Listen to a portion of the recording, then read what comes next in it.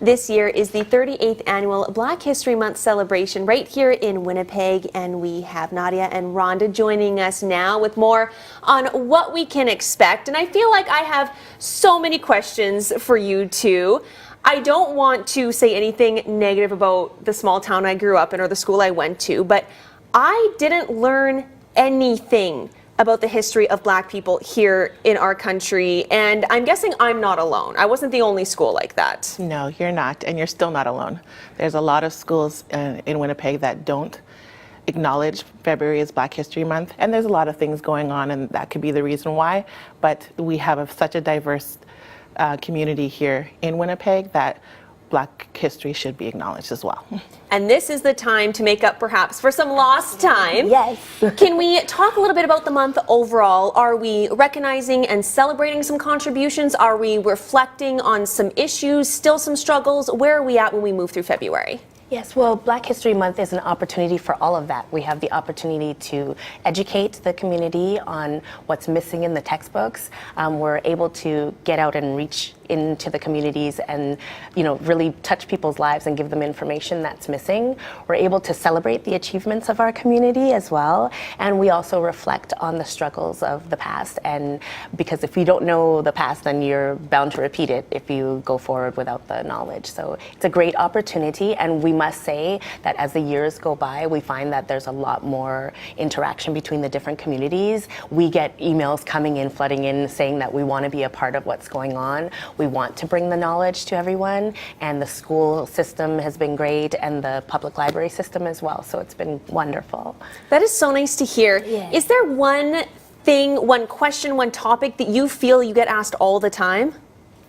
Oh, I think that a lot about the contributions of Blacks and especially Black Canadian history, because most of the time when we're thinking about history, we're thinking about American history. You have the Malcolm X's and the Martin Luther Kings and Rosa Parks and all of those people, but there's a lot of Canadian history that we don't get.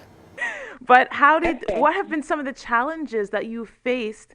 Obviously, because this group is a little bit older, and you being a young person coming in, what are some of the challenges that you faced coming in? I guess when we think about challenges. Hello? Right. The challenges I would say is, I think sometimes our older folks are cautious about letting go. Because they have built so much, especially, I can only speak of where I come from. So here in Winnipeg, the building blocks that were set out from them is detrimental, and they don't want to see any of those fall. They are continually involved. They continually work hard. Some of them are putting in more time now as volunteers when they're retired than they were when they were working. And it's amazing what they do, and we have the full utmost respect for them, and we want to continue to make that happen. And sometimes it makes them nervous to of let course. go and say, you know what, do what you need to do. We trust you. So it's a trust building exercise for us to say, you know what, we see something a little bit different.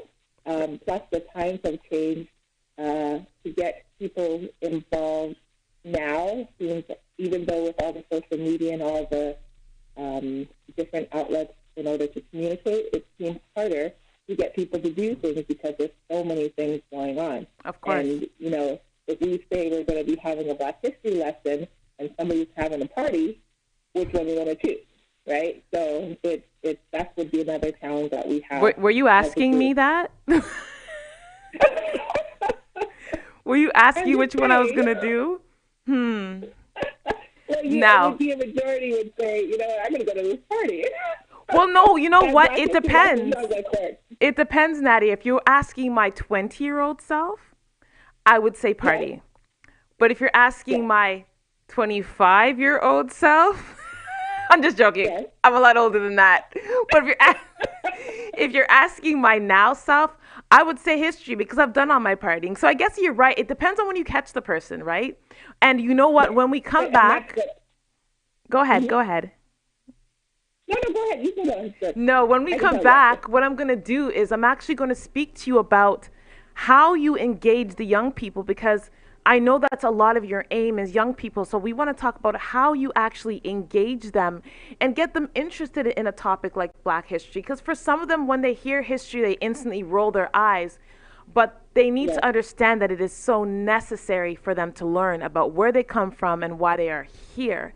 So when we get back from this commercial break, I'm going to kind of pick your brain to see how you've been doing that, because it might be helpful for educators who might be watching this. It could be helpful for other community organizations who are watching this.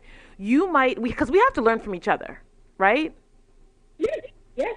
That's exactly what I'm here for. So when we get back, I'll tell you what we do, and then we'll talk about what you do. Fantastic. When we get back from our commercial break, we'll talk a little bit more with Nadia Thompson.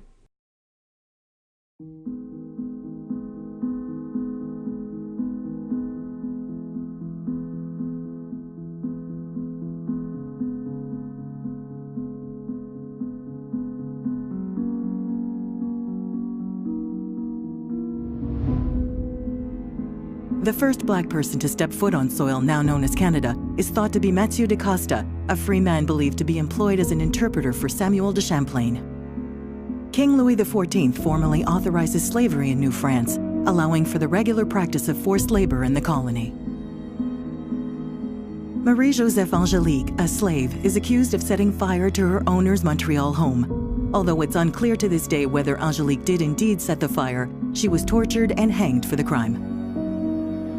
The British promised freedom, land, and rights to slaves and free Black people in exchange for service during the American Revolution. Black loyalists who migrate established Birchtown, their own community near Shelburne, Nova Scotia.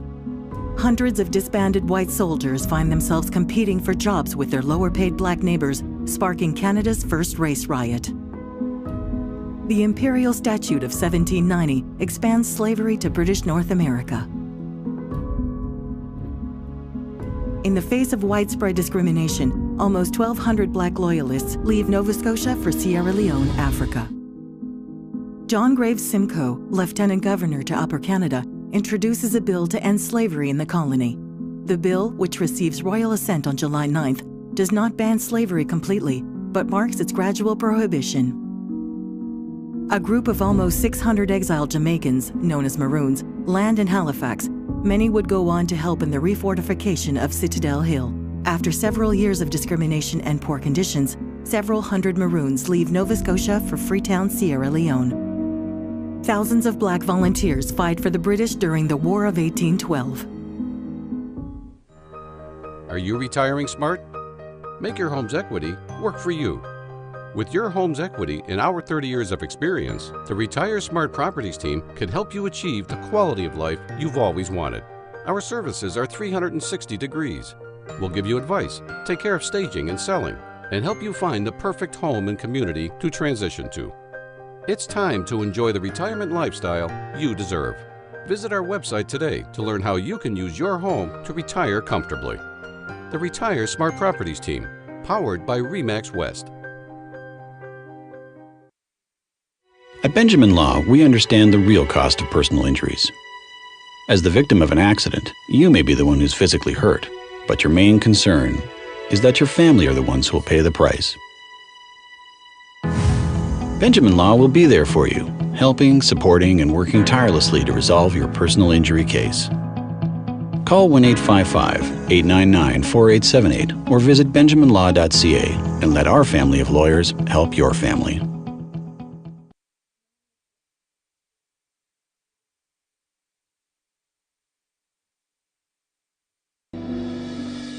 Slavery is abolished throughout the British colonies by an imperial act.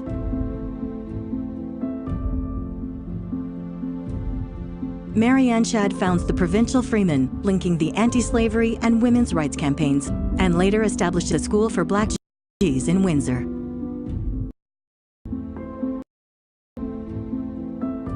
More than 800 Black Californians moved to British Columbia. Their presence helps defend this British territory, which leads to the formation of Canada's first and only all-Black militia unit. After This group of exclusively black soldiers is not permitted to fight, serving in France instead as loggers with the Canadian Forestry Corps. Hundreds of black Canadians settle in the community of Strathcona on the east side of the city of Vancouver. Barbara Howard leads the Canadian relay team to silver and bronze medals in the 1938 British Empire Games in Australia. The Canadian military initially rejects hundreds of black volunteers. However, as the war rages on, the military eventually accepts many black Canadians into its regular Army Corps.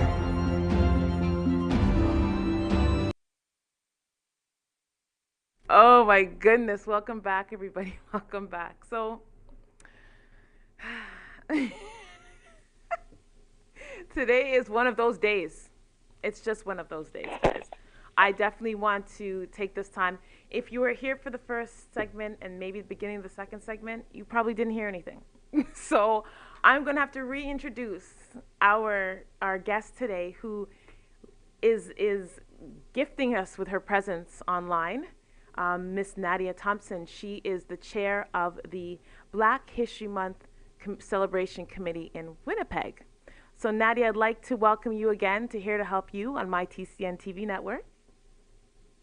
Hello. Hello. Hi. You can hear me, right, Nadia? It's very quiet, but yes, I'm trying my best. Okay. I'm so sorry. Again, technical difficulties today. I don't know why, but it's happening, but we're still going to keep going with this. So we've been talking about Black history and why Black history is important for our young people especially. And there's a quote that you have. It says, "A lot of our events focus on youth, trying to find different avenues to get them more involved with Black History Month." What are some of these avenues that you are trying to get them more involved? What have you been doing? Okay, well, that's a great question, by the way. So the best thing I could say is that we are taking into consideration what they bring to the table when they're actually involved in our event. So, for example, when we are looking at doing our planning for, say, 2020, the events that we use, what we're using, or what template we're using is what events spoke to people, what did people come out to, what was the most highly attended event, what do young people want to talk about, what is happening in our schools, what's happening in our colleges, what's happening in our workforces. So we are taking that as a stepping stone and working from there and going forward. So when we say that we try to get them involved and we want to make sure that they are engaged, the first thing we do is go to them. So we put it out there and say, what do you want to see happen? What do you like, and what would get you out?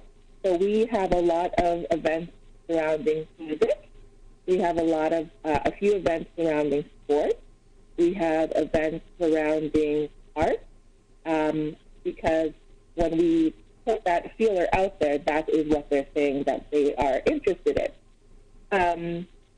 Has it been a challenge? Yes, it has.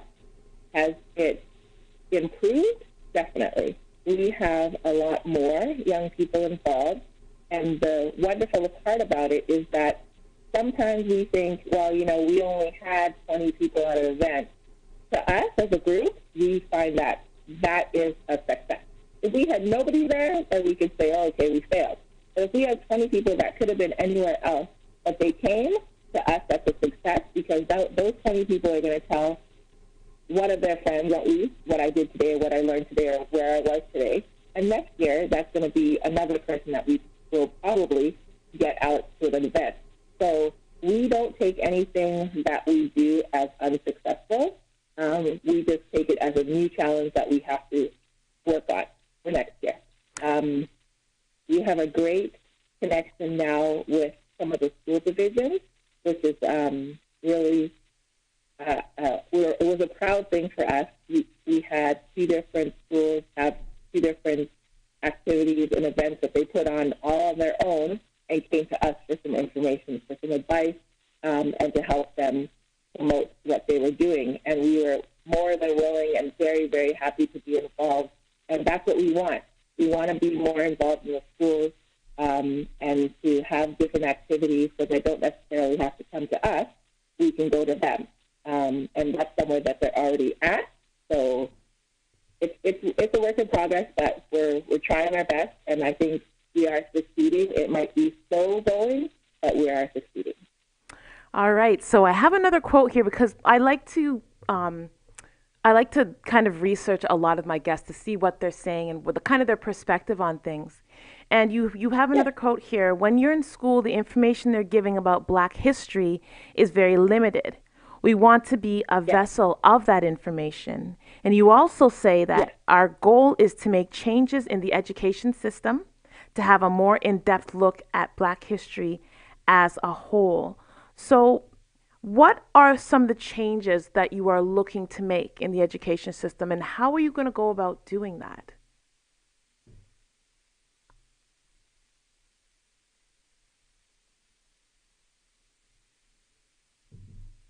Hello? Oh, I'm so sorry. I keep thinking that I'm missing you, but you're continuing on. Okay. So our goal for the education system, we would like to see a more broader, more in-depth look at Black history. When I remember being in school, our Black history was maybe half a page in a big 1,000-page history book. We might have spent a day or two talking about Black history, and that was it. Now, there are so many different events in our world going on, and that have gone on for the last umpteen years, that there should be more of an in-depth look at the ways the Black community has successfully, importantly, given back to the world through Black history, and even as we speak right now, things that are happening and going on. We spoke to some of our government officials, our public trustees, our school trustees, and asked, how do we get these things going, and how do we focus on helping children, because we have such a diverse and multicultural population here in Manitoba and Winnipeg. There's a lot of children that feel left out. They feel that they're not important because we don't talk about their background and what they are, who they are, and what it took for us to get here. So a lot of it is up to us to voice what we want. And in order for us to do that, we have to understand the criteria and what education proposals and all that stuff that we have to actually put forth in order to make change. So we're still working on that. It is not something that's going to happen overnight. But as long as we have a dedicated group of people that really want to make that change can be successful. There's a lot of education teachers that are in the education system right now, and they upon themselves to make sure that they do things for their students. So we put a call out sometimes and say, you know what do you do? What can you do? If you're in a classroom or you have a child in a school that does not celebrate Black History Month, ask them why they don't, and ask them what we can do. As a parent, that's a responsibility as well, to step forth and say, you know what, you have a say in how your child is being educated, and if you would like to have them know more, like that's a teacher's job is to teach, and you can't limit what they're teaching. So if you have the option to say to your child's teacher, principal, superintendent, write a letter to the school division, whatever it takes to make them aware that there are some changes that need to be done, and then there's something that can be done from us in order to help them. Because you have to also have the balance where not all teachers that are in the education system know about Black history. So if they don't know, then how can they teach? Very true. Very true. We have to, right? If we have the ability to help them learn, or if we have to bring in outside sources, there's a handful. There's a bunch of people that are historians in Black history. They may not have a degree. They may not have actual teacher. But when they come to us, these schools come to us and say, you know what, we would like to know, or we would like to learn, we would like to have these people come in, we have 100%, we would never say no to that, and we go out of our way to make sure that that happens. So, and that doesn't have to happen in February. That could happen at any time.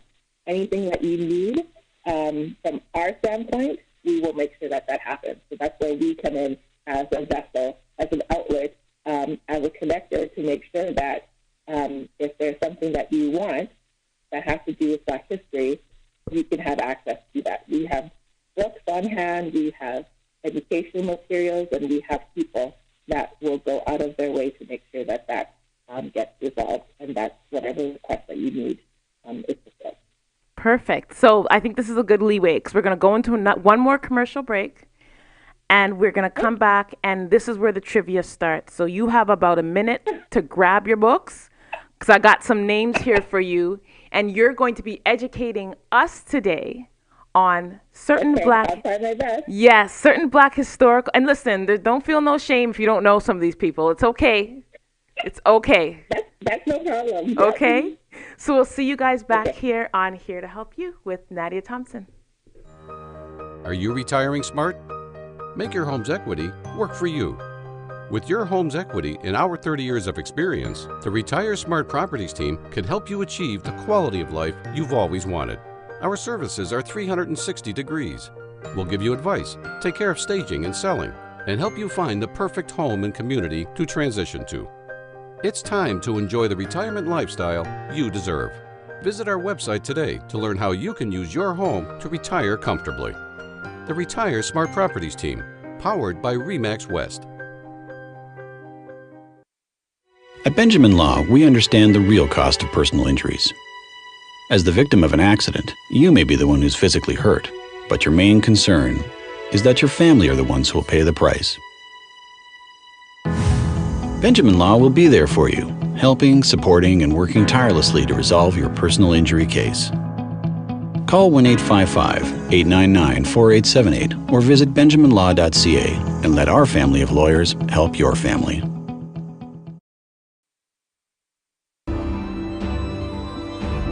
The Saskatchewan Bill of Rights Act passes under Tommy Douglas and marks Canada's first general law prohibiting discrimination. Jackie Robinson breaks the color bar as he plays for the Montreal Royals. Viola Desmond is arrested for sitting on the ground floor of the Roseland Theatre, considered to be for whites only. Desmond's case inspired a wave of anti-segregation, culminating in the legal end to segregation in Nova Scotia in 1954. Scouted from the Quebec Aces, Willie O'Ree is the first Black player in the NHL, playing his first game as a Boston Bruin against the Montreal Canadiens. Anti-Black racism combined with a drive for urban renewal lead the city of Halifax to threaten eviction of the neighborhood's property owning if they did not voluntarily sell their properties and relocate. The government announces Canada's first multiculturalism policy intended to develop a more inclusive society, embracing the immigrants shaping its diversity. In the ensuing 4 decades, Canadians bear witness to countless contributions made by Black politicians, athletes,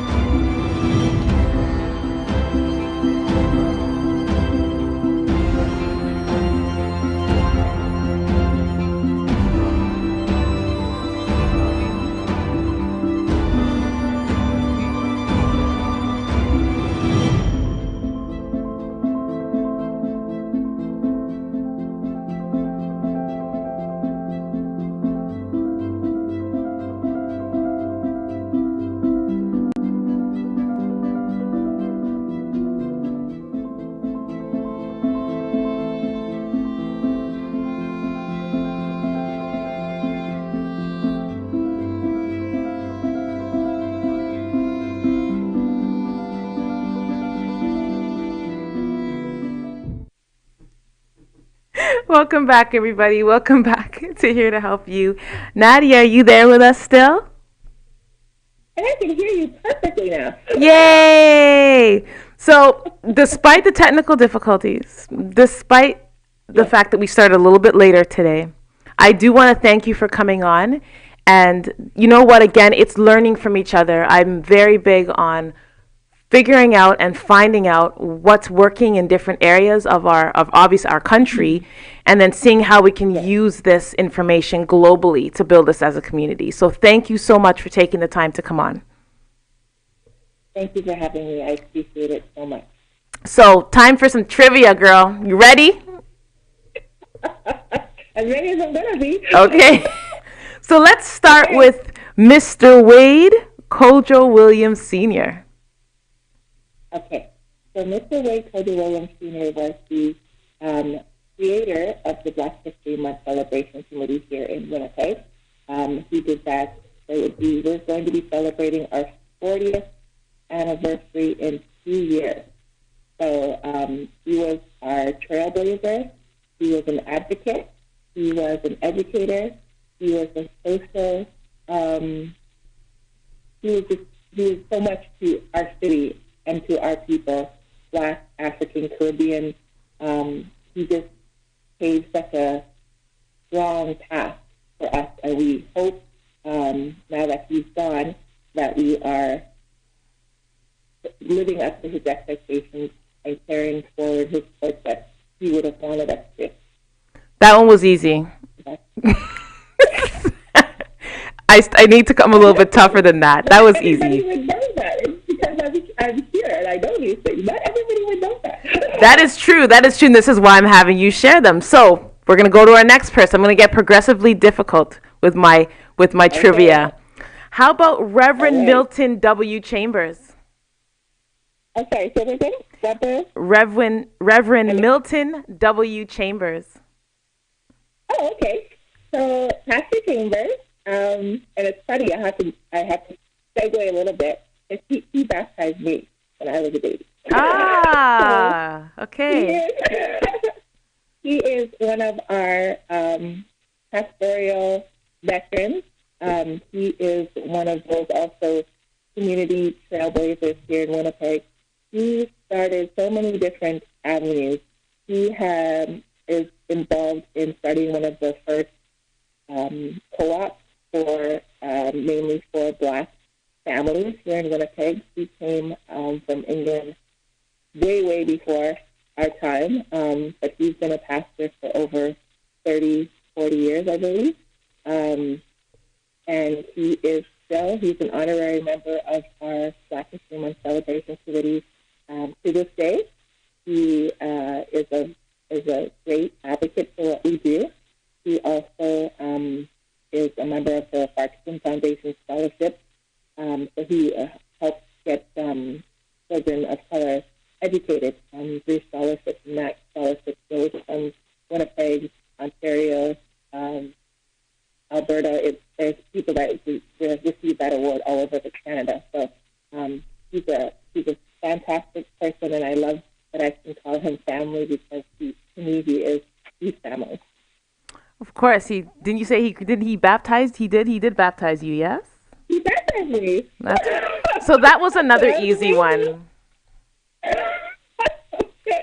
Okay, I'm going to try again. I'm going to try to stump you again. Let's do George Brooks. George Brooks. You might have told me. Yes. Hold on. Mind you, I don't know. I don't. Listen. I just got these names. My partner is the Black History buff. He knows a lot. He just gave me names to give me. So we'll keep going. How about Lee Williams? Sorry? Lee Williams. Lee Williams. Oh, that one sounds good. Hold on. Let me jog my memory. Listen, I'm not a young chap anymore. Do you know? Lee Williams. Some of you have to tell me if I don't know it, right? Okay, so I know this one. So he's one of the first. Okay, you know this one. Yes, I know Mr. Lee Williams. He's one of the first Black sleeping car conductors who eventually became a supervisor in Winnipeg. Aha. Oh. See, I gave you one, so I got you a two. How about Mr. Horace Patterson? Mr. Horace Patterson is also a pioneer here in Winnipeg, and he was involved a lot of educational. He was a teacher, and he also has also passed away. He does have a scholarship foundation as well. The Horace Patterson Foundation is now led by his late wife, or his wife. And they also, that focuses on a lot of education for young Black adults as well. And he was a community leader here in Winnipeg as well, back in the 70s and 80s, leading us in the civil rights movement here in Winnipeg, being a voice of our community. Yeah. Okay. I know. Okay, so that's 3 for 2. You're still doing pretty well. So now I'm going to introduce a sister into this trivia, Monica Stuthers. Yes. Do we know who that What is? is it? Monica Stuthers. Okay, I'm going to take a guess, because I believe I know who it is. But I'm going to guess. Was she the first female Black police officer? You did it! Yay! Yay! You got it. You got it. Yes. She made history as the first Black woman to join what was called the Winnipeg Police Department. And as a member of the Police Academy, she graduated in 1988, and she put a lot of pressure on herself because she knew that receiving a police badge would open the door for other Black women to achieve the same. So Nadia, you are 4 for 6. That's pretty good. I'm okay. I'm proud of you. So I would like for you to go ahead, hon. Sorry. Go ahead. I just want to put a little quick plug, only because this is a little leeway for you to show you what we do. We have a little session that we have during our Black History Month where it's research challenge, and basically we do this. We take names that are not necessarily fully known throughout the world, and we have groups that come to our research challenge. We give them that name. You've got about 30 minutes to research, and then we do a little presentation. It is the most fantastic event that we have created, and I learn every year something new. As I get older, I can't remember all of it, but it's one of those wonderful events that we have, and education obviously is our key. That's the point that we want to direct home, but we have fun doing it too. Like learning about Black history doesn't always have to be, sit down and listen to somebody talk and reminisce about all the pain and sorrow and suffering. There's a lot of so much, an overwhelming amount of good and success and achievements that we have done as a people that we need to make sure that if nobody else is going to be celebrating us, we celebrate us. Yes, agreed. Agreed. 365 days. So, Nadia, can you please let people know where to find you and to helpfully, you know what, I always ask what more we can do to support you here from Toronto, but I'd like for you, actually, I'm going to ask you that. What can we do from here to support you? And can you please let people know where to find you? For sure.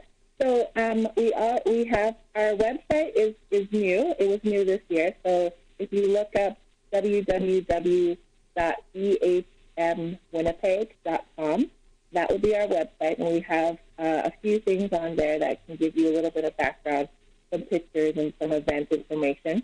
We also we have a Facebook group, Black History Month Winnipeg. So that has so much information there about what we do, and also just historic events, things that are happening on a continual basis. We just post things up.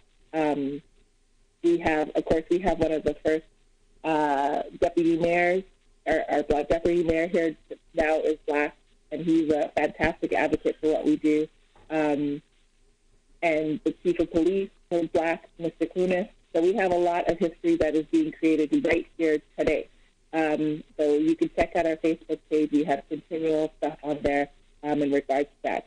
as far as what you can do, we would love, and what our vision is right now, we would love to have a Black History 365 conference here in Winnipeg in the next year. So if you, any of your listeners, you yourself, would like to participate, have any information as to how you'd like to see that done. I know everybody thinks, Ontario, Toronto is the hub of what's going on in Canada. Yes. Winnipeg is right in the center. We have the biggest hearts here and such a great positive direction that we want to go, and we want to grow, and we want the whole of Canada to know that we are here, and we are trying our best to make sure that we branch out. There's a connection throughout, and everybody's welcome. It has nothing to do with your race, your background, your status. If you want to learn, you have a positive outlook, and Black history is a passion of yours, we want you on board. If you have anything to gain by coming on, we don't want to. We want you to learn. We want you to give back. We want you to grow, and we want love and understanding to continue to flourish throughout Winnipeg. So Ontario, Alberta, BC, all of the provinces, we want everybody to come together, and hopefully in 2021, we'll all be here in Winnipeg celebrating Black History with us. Honestly, that I like the vision. I think it's a very powerful one.